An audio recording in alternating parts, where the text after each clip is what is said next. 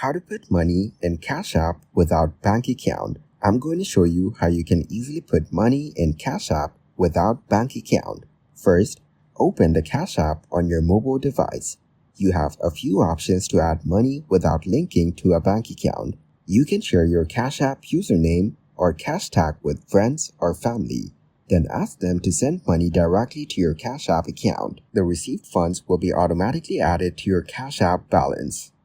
Another option is to visit a participating retail store such as Walmart or Walgreens. There, you can purchase a reload card like Green Dot, NetSpend, or Walmart Money Card and load the desired amount of cash onto the card. Now, open the Cash App on your mobile device, tap on the Banking tab, and select Add Cash. Then follow the prompts to enter the details of the reload card and the amount you want to add. The cash will then be added to your Cash App balance.